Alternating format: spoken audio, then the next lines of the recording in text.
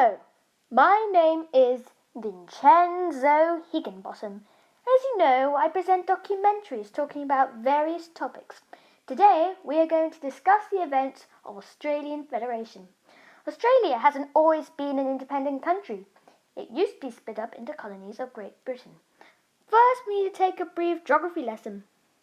The Northern Territory used to be part of South Australia, and the Australian Capital Territory did not exist.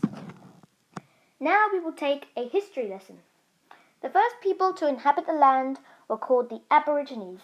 They are the indigenous Australians.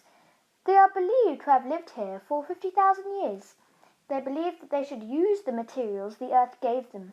They were nomadic people, which means that they have no permanent home. They moved around to give time for the plants to regrow and the animals to breed. It was very peaceful, but in 1770, that was about to change. Captain James Cook, a British sailor and explorer, decided to claim this land to add to the British Empire. It was believed he did so because he saw no people. The Aborigines must have gone and hid at the side of the ships. In 1788, the First Fleet landed in what's now called Sydney Harbour. The British decided that Australia should be used to dump convicts, and the colony of New South Wales was established. As the years went by, other colonies were established, the land became wealthy, and the British stopped sending convicts but used the land for free settlers. The colonists who were living there eventually wanted to claim independence from Britain. This happened in 1901, and the colonies, after Federation, would become known as states. One of the most important people in the role of Federation was Sir Henry Parkes. He was partly responsible for the prevention of sending convicts.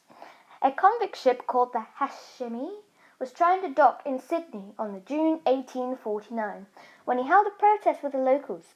As a result, Britain stopped sending convicts in 1868. What is probably the main thing that caused people to really think about Federation was an oration or speech given by Sir Henry Parkes in the town of Tenterfield on the border between New South Wales and Queensland. He was asked to say a few words to the locals. It set off numerous amounts of conventions, debates, and referendums. One thing for sure is that if Sir Henry never gave that speech at Tenterfield, it would have taken a lot longer for Federation to occur. We managed to interview him in Sydney. So tell me, Sir Henry, what made you hold that protest with the locals back in 1849? Well, the British can't use Australia as a dumping ground for criminals. It's just preposterous to even think of the sort. I thought that they had to stop. We are a free land. Thank goodness the government over there listened to us. Tell me about the speech you gave at Tenterfield. I felt that people need to know about my ideas of Federation. What I basically did was explain why it needed to happen.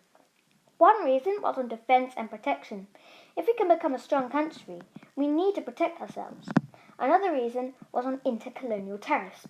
I'm hearing a tremendous amount of people complaining about paying huge amounts of money at the borders of each colonies. The final reason was because of immigration. We need to stop the Asians. Beep! This part is censored because what he said would be considered racist today. Sadly, Sir Henry Parkes never got to see Australia become a country. His death occurred in 1896, and Federation occurred only in 1901. In 1891, the National Australasian Convention was held to draw up a draft for the Australian Constitution. This would be the first draft of the Constitution. A constitution is basically a set of rules of how a country should be run. Another thing we should talk about is the Karura Plan, which is situated in southern New South Wales. The soil there was very fertile and the farmers thrived. They were actually closer to Melbourne than to Sydney, and they were going to trade in the markets of Melbourne. But Melbourne was in Victoria, and blocking their path to Melbourne was those irritating, frustrating intercolonial tariffs.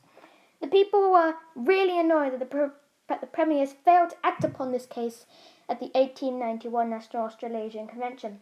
Here's what one of the farmers based near the township of Karura had to say. Well, it's absolutely ridiculous. We have the better farms than in Victoria, and we need money. But in the end, it's not us that's going to be affected.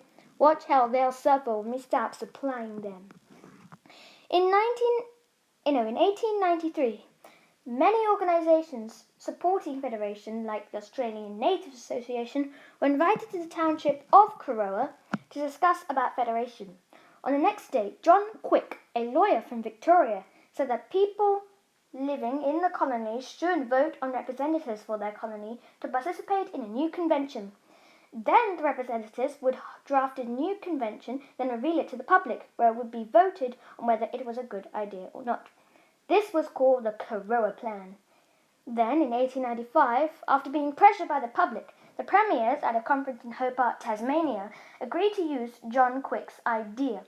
The premiers decided that each colony should vote for 10 delegates from a list of nominated candidates. The delegates would then attend the 1897 to 1898 Constitutional Convention to draft a new constitution. This was the second draft of the constitution. Then they will reveal their draft to the public for a vote for whether it was a good idea or not. This made Australia the only country in the world to let people vote on the constitution. One major reason why people wanted to federate was because of non-white immigration. A man called Chang, the Chinese giant, toured the colonies as part of a circus. He was 244 centimeters tall. He was a sensation. Certainly, I would have been impressed. But many countrymen and women feared of non-European workers. Here's what they had to say. The Chinese are a tough lot. They will overrule us, and we would be put into slavery. I am a hard-working man, and that is one of the last things I want. Whenever Federation lost its way, it was this that put the movement back on track. Australia only allowed non-white immigration in the 1940s after World War II. Another person we should talk about is Sir Edmund Barton, who became the first Prime Minister of Australia before becoming a judge on the High Court of Australia. Barton was a lawyer before entering politics in 1879. Under the influence of Sir Henry Parkes, he became part of the Legislative Council. For 20 years, he had been working in the New South Wales Parliament, serving terms of Speaker of its Legislative Assembly, Attorney General, and Leader of the Opposition. Barton attended the 1891 Federal Convention as a delegate for New South Wales.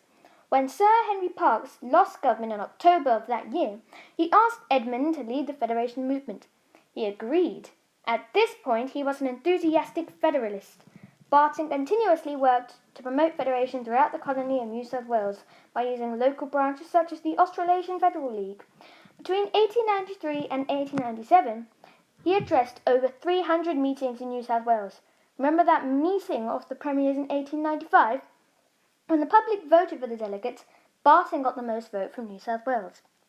He continued his pro-federation campaign before the June 1898 referendum of the Constitution, which involved New South Wales, Tasmania, South Australia and Victoria.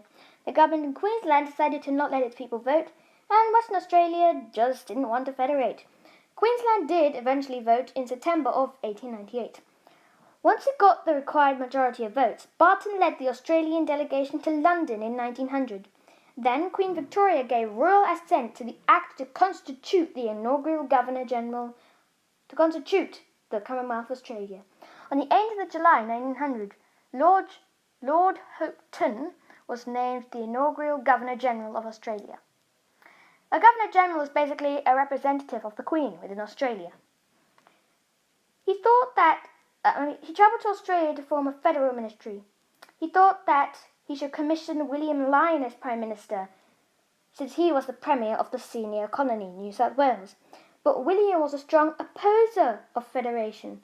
William said that Lord Hopetoun should commission Sir Edmund Barton instead.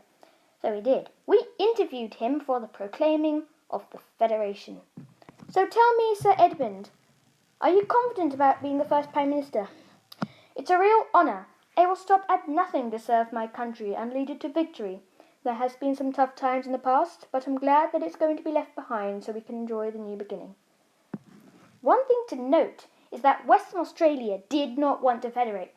They had rich gold mines in the east of that colony near Kalgoorlie. They did not want to share their riches with the other colonies, or states as how they would be called after federation.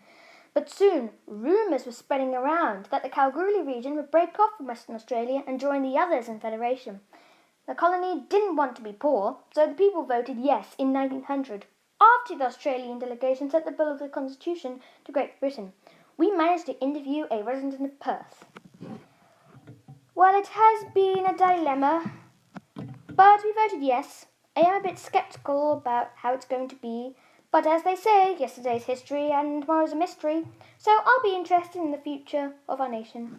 And so, on the 1st of January, 1901, Federation was proclaimed at Centennial Park in Sydney. We reported live to the event. Oh, I just can't believe it's really happening. I thought this time would never come. So thank you very much for watching. I hope this episode has been very informative. If you want to see more of my videos, please subscribe. And, yes again, thank you for watching. Excuse me, sir. I'm very intrigued at that piece of mechanical machinery you have back there. Just give me a moment. Larry! Yes, sir? What did I tell you about leaving evidence of us time traveling? I'm sorry, sir. You know what? You're fired. You're a disgrace to this company. Get out. Leave.